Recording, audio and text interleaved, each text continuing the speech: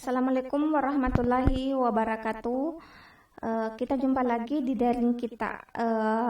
Kali ini kita akan belajar mengenai partikel penyusun benda dan makhluk hidup.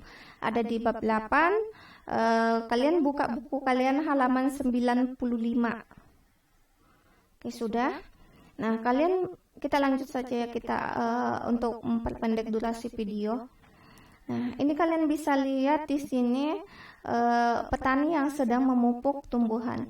Nah, pernahkah kamu mengamati orang yang sedang memupuk tumbuhan? Mengapa tumbuhan perlu dipupuk? Zat apa saja yang terdapat dalam pupuk sehingga dapat menyuburkan tumbuhan? Nah, untuk mengetahui jawabannya, kita akan pelajari itu di bab ini.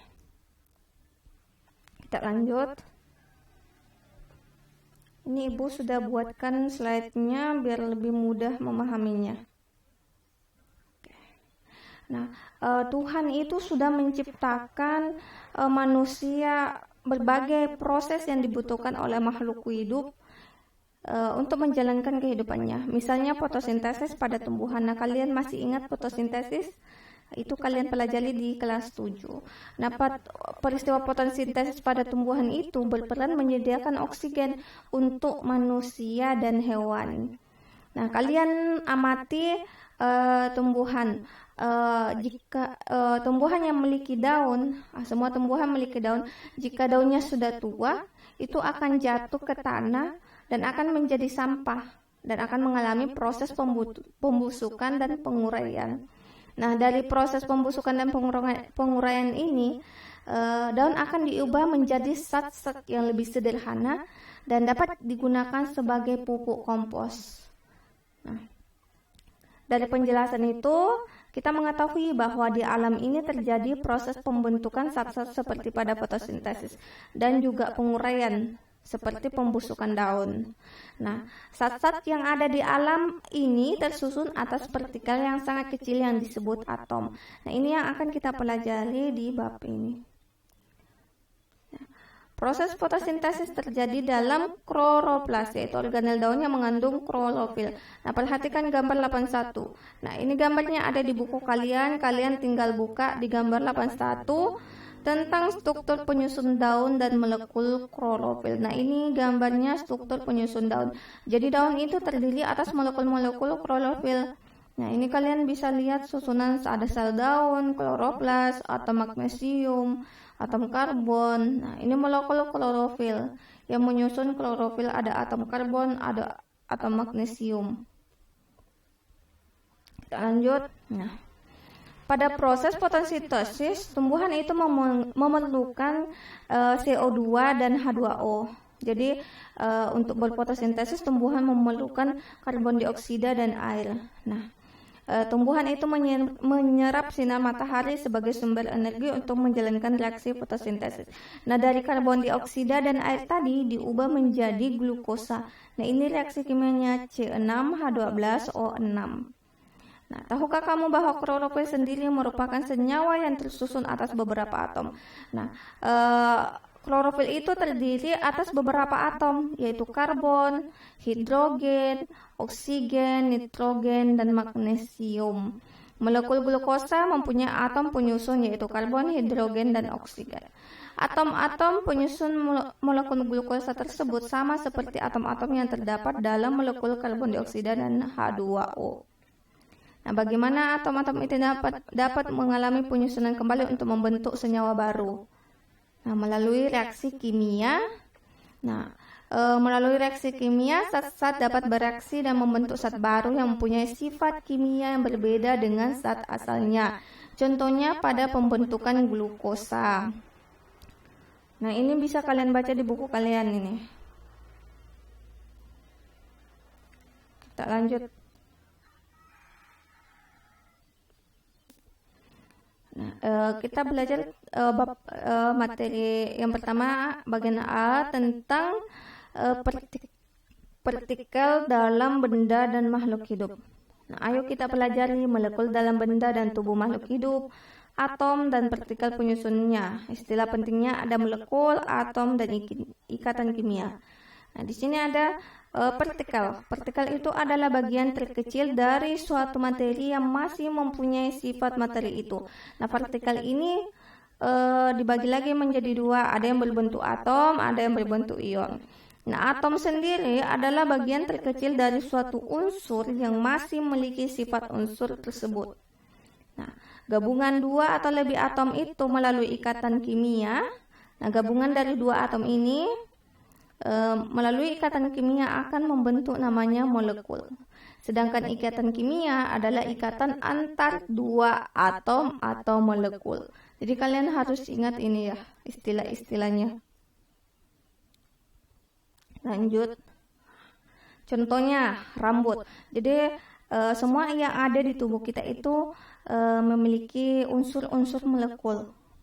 Semua makhluk hidup maupun benda mati itu memiliki unsur molekul. Nah, contohnya rambut tersusun dari molekul-molekul yang mengandung unsur karbon, hidrogen, nitrogen, dan sulfur. Nah, selain pada makhluk hidup, benda seperti kayu, plastik, air, udara, dan lain-lain juga merupakan zat kimia yang tersusun atas senyawa tertentu. Jadi semua makhluk hidup maupun benda mati itu memiliki unsur-unsur senyawa-senyawa yang membentuknya. Dalam senyawa, molekul tertata sehingga memberikan sifat tertentu. Nah, misalnya plastik. Plastik kan sifatnya lentur. Nah, karena struktur lantainya panjang dan terdapat rongga antar lantai molekul. Nah, ukuran molekul itu sangat kecil sehingga tidak dapat diamati dengan mata telanjang, bahkan tidak bisa diamati dengan mikroskop biasanya, karena ukurannya yang sangat kecil. Nah, tahukah kamu ketika benda dibakar akan menyebabkan zat yang terkandung di dalamnya berubah menjadi zat lain? Nah, kalian pernah bakar sampah atau pernah bakar ketika kalian membakar itu akan mengeluarkan bau dan mengeluarkan bau dan warna yang berbeda. Contohnya ketika kalian bakar sampah.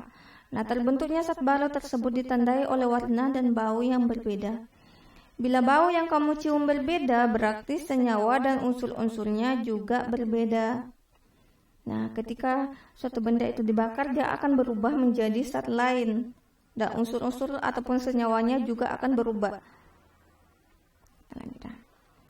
Nah, ternyata selain disusun oleh molekul yang berbeda, sifat suatu materi yang berbeda juga dapat disebabkan oleh perbedaan susunan molekul-molekul dalam materi itu. Nah, misalnya, kita ambil contoh kayu dan pati. Kayu yang dibuat pensil dan pati dalam umbi kentang. Nah, kalau pati itu umbi kentang, ubi mengandung pati dan amilum yang dapat kita makan dan merupakan sumber energi bagi tubuh. Nah, pati ini disusun molekul-molekul yang lebih sederhana yang disebut glukosa. Antar molekul glukosa yang satu dengan yang lainnya dihubungkan oleh ikatan glikosida. Jadi ini nih, ini gambarnya kentang ya. Kentang ini mengandung pati. Nah, ini ikatan glukosidanya. Nah, ikatan glukosida adalah ikatan kimia yang terjadi antar molekul monosakarida dan gula sederhana. Nah, ini kalian bisa lihat perbedaan struktur senyawa amilum pada kentang dan selulosa pada kayu. Nah, ini kalian bisa lihat perbedaannya. Nah, perbedaannya cuma ada di ikatan ini ya, ikatan glikosidanya.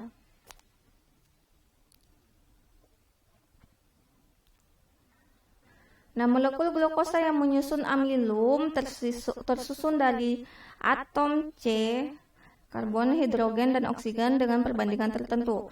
Kayu yang digunakan untuk membuat pensil tersusun atas molekul selulosa yang juga mempunyai rantai panjang. Nah, kalian bisa perhatikan di gambar 84. Apakah perbedaan antara selulosa dengan pati? Nah, perhatikan ikatan antara dua molekul glukosanya. Selulosa dan amilum mempunyai molekul penyusun sama, yaitu glukosa. Tetapi jenis ikatan yang menghubungkan antar molekul glukosanya berbeda. Nah, kita kembali ini. Kalian bisa lihat. Nah, ini pati yang ada di kentang, sedangkan ini kayu, dia mengandung selulosa. Nah, ini glukosa, ini selulosa. Nah, kalian bisa lihat reaksi kimianya ada di sini, susunan molekulnya ada di sini. Nah, yang membedakan itu adalah ikatannya. Nah, ini ikatan gluksidanya. Ini nih yang membedakan. Nah, pada amilum, unit-unit glukosa dihubungkan melalui ikatan alfa 1,4 glukosa. Nah, pada sulosa, unit-unit glukosa dihubungkan melalui ikatan beta. Nah, jenis ikatan ini akan kamu pelajari pada jenjang pendidikan yang lebih tinggi.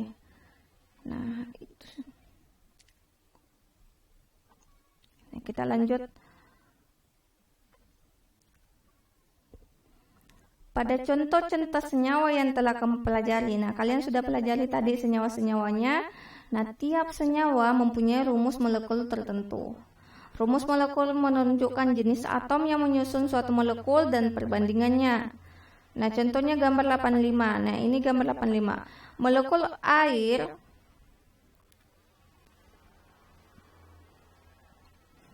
H2O. Nah, ini H2O itu air. Terdiri atas satu atom O. Nah, ini satu atom O dan dua atom H. Nah, kalian bisa lihat di gambar 85. Nah, contohnya ini ada molekul air. Dia terdiri atas dua hidrogen dan satu oksigen. Jadi rumusnya H2O. Bila dua atom O mengikat dua atom H, maka akan terbentuk senyawa yang berbeda, yaitu hidrogen peroksida. Jadi jika sebaliknya, nah ini nih, jika O-nya juga dua, H-nya dua, itu jadinya H2O2 atau hidrogen peroksida. Nah, ini rumus molekul menunjukkan jenis atom yang menyusun suatu molekul dan perbandingannya.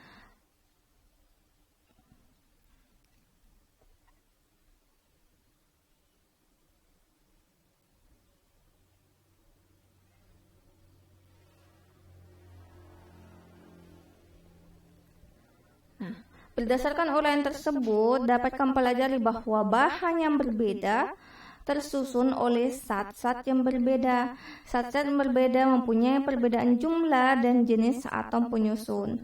Sifat-sifat bahan yang berbeda dapat disebabkan oleh perbedaan ikatan atau perbedaan struktur molekul-molekul penyusunnya.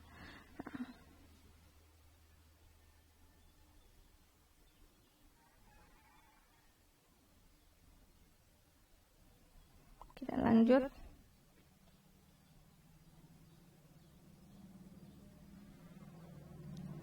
Nah, kita lanjut ke bagian B. Nah, kalian tadi sudah pelajari tentang atom, pengertian atom, partikel, ikatan, molekul. Nah, kita lanjut ke atom dan partikel penyusunnya.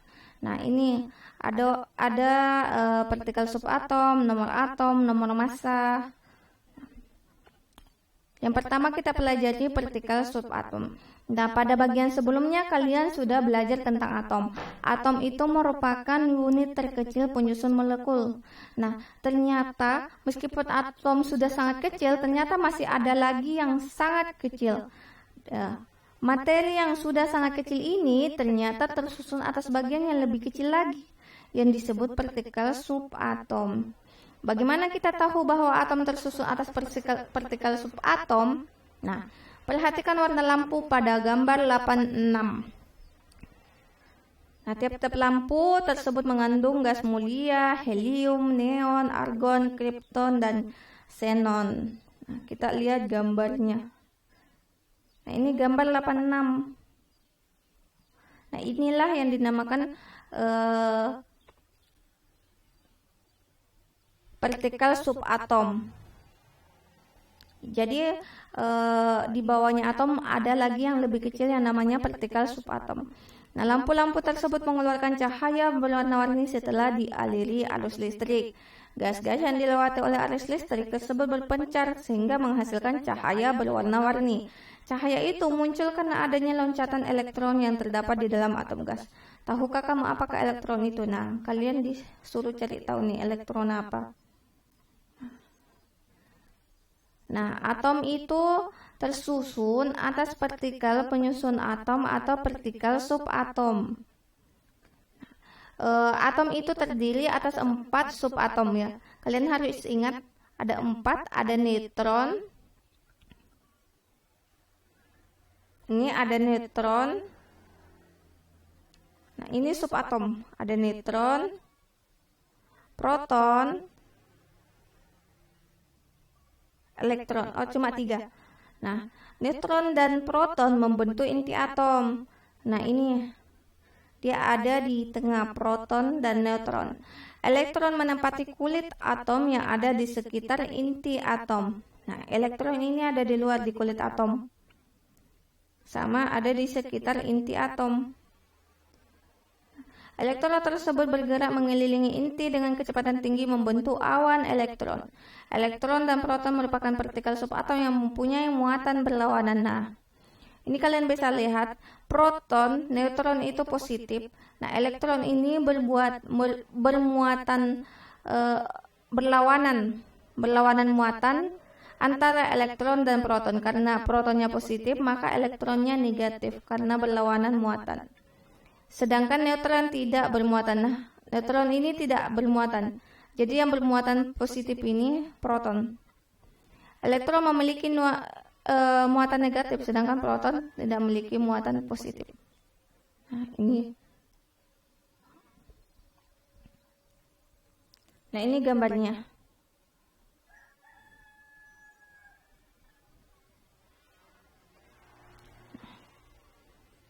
Jadi kalian harus ingat penyusun atom atau partikel subatom itu ada 3, neutron, proton, dan elektron. Kalian bisa lihat ini di gambar 87.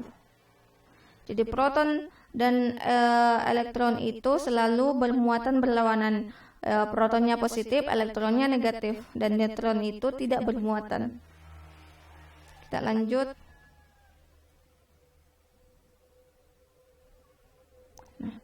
Pada atom netral, jumlah proton sama dengan jumlah elektron. Jadi jumlah muatan positifnya sama dengan jumlah muatan negatifnya. Itu pada atom netral. Tiap-tiap partikel penyusun subatom tersebut mempunyai massa. Elektron mempunyai massa sangat kecil dibandingkan massa proton dan neutron. Nah, elektron ini punya massa yang sangat kecil dibandingkan proton dan neutron. Oleh sebab itu, massa atom akan terpusat pada inti atom saja atau ditentukan oleh jumlah proton dan jumlah neutronnya. Nah, karena massanya elektron lebih kecil, nah, jadi massanya itu akan berpusat di inti, di proton dan neutronnya saja. Nah, para ilmuwan telah mempelajari atom sejak ratusan tahun lalu. Para ilmuwan telah mengemukakan teori atom. Teori yang satu akan runtuh atau ditolak ketika ada data atau fakta baru yang ditemukan tentang atom sehingga melahirkan teori atom yang baru. Nah, berikut perkembangan teori atom. Kalian bisa lihat ini di buku kalian, perkembangan teori atom di tabel 83. Ada penemunya John Dalton yang mengemukakan bahwa atom itu sebagai bola pejal dan merupakan bagian terkecil yang tidak dapat dibagi lagi. Setiap unsur terdiri atas atom yang identik satu sama lain. Atom dari unsur berbeda adalah berbeda. Atom dapat bergabung membentuk molekul. Nah, ini menurut John Dalton. Ada lagi menurut Joseph John Thomson. Dia mengatakan bahwa atom merupakan bola bermuatan positif. Nah, ini di tempat-tempat tertentu terdapat elektron yang bermuatan negatif. Jadi ada bermuatan positif dan negatif. Yang positif itu proton dan elektron itu negatif. Ini menurut Joseph John Thomson.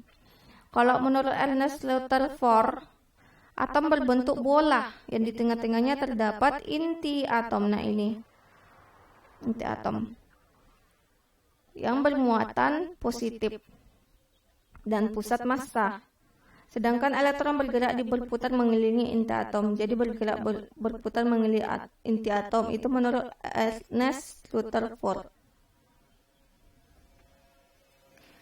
Nah, ada Niels Bohr. Nah, ini Niels Bohr, menurutnya atom terdiri atas inti atom yang menjadi pusat massa atom dan pusat muatan positif. Sedangkan elektron bergerak mengelilingi inti atom pada lintasan tertentu yang disebut kulit atom. Selama elektron bergerak mengelilingi inti pada orbitnya, elektron tidak memancarkan atau kehilangan energi. Nah, Ini hampir sama dengan yang tadi ya. Nah, teori yang paling baru itu teori mekanika gelombang. Nah, ini menyatakan bahwa atom tersusun atas partikel subatom, yaitu neutron, proton, dan elektron. Nah, ini teori yang terakhir yang digunakan. Nah, ketika ada teori baru, maka teori lama itu digantikan ya. Nah, ini yang sekarang digunakan metode teori tentang mekanika gelombang. Nah, neutron dan proton membentuk inti yang padat. Nah, disebut inti atom. Nah, ini. Elektron bergerak di sekeliling inti dengan kecepatan hampir seperti kecepatan cahaya dan membentuk awan elektron yang disebut orbital. Pada awan elektron tersebut, posisi elektron tidak dapat ditentukan. Nah, kalian bisa baca di buku kalian lebih lengkapnya. Nah, yang terakhir, bila jumlah elektron dan jumlah proton dalam suatu atom tidak sama, atom tersebut akan bermuatan atau menjadi ion. Proses pembentukan ion disebut ionisasi. Oke, mungkin sampai sekian tentang partikel penyusun benda pada makhluk hidup. Nah, untuk part kedua kita akan belajar tentang nomor atom dan nomor massa. Untuk lebih jelasnya kalian bisa baca pelajari di buku kalian. Nah, akhir kata, assalamualaikum warahmatullahi wabarakatuh.